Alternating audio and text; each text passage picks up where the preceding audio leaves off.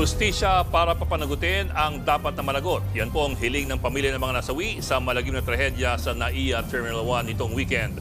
At live mula sa Hagonoy, Bulacan, nasa frontline ng balitang yan si Brian Basa. Brian, sino ang nakaburol dyan? Bok, unang gabi ng lamay para kay Derek Keo Faustino, 29 years old. Agad dumagsa rito, agad nagpunta ang mga kakilala at kaibigan ni Keo. Nakaburol siya rito sa kanilang bahay sa Hagonoy, Bulacan.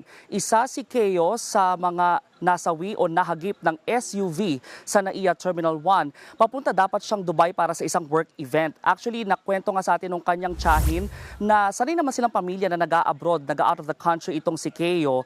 Kaya laking gulat nila na sa isang iglap ay biglang nawala na lang ito o namatay na lang ito. Kaya nangihinayang din ang buong pamilya, lalo si Keo ang breadwinner ng kanilang pamilya. Katunayan ng huling araw bilin kay sa tiyahin na si Marisa ay asikasuhin ng SSS ng tatay nito dahil nga may sakit, no, at kailangan ng pambayad din sa gamot. Nagsampa na ng reklamo ang pamilya laban sa SUV driver. Ito ang sinabi sa atin ng pamilyang naulila. Tinitingnan namin yun, bakit ganon? May lapses ba talaga? Kung ba inattend nila agad ng mga medics, masasave ba yung buhay ng pamangkin ko, di ba?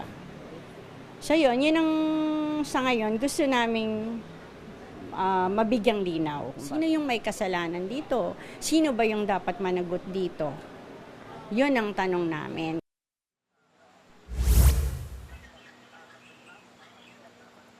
Nakaburol naman sa Lipa City, Batangas, si Malia, 4 years old, isa rin sa mga nasawi.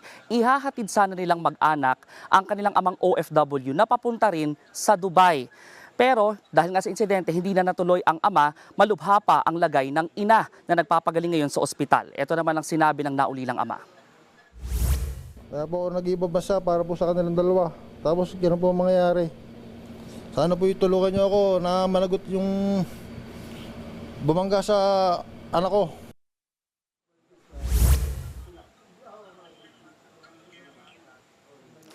Nangako ang Department of Migrant Workers na tutulungan ang ama ni Malia na ipaliwanag sa employer nito kung bakit hindi siya natuloy sa Dubai. Ito namang si Keo ay handang tulungan ng kumpanya-kanyang pinagtatrabahuhan ang kanyang pamilya na ulila sa pamamagitan ng pag-provide ng abogado.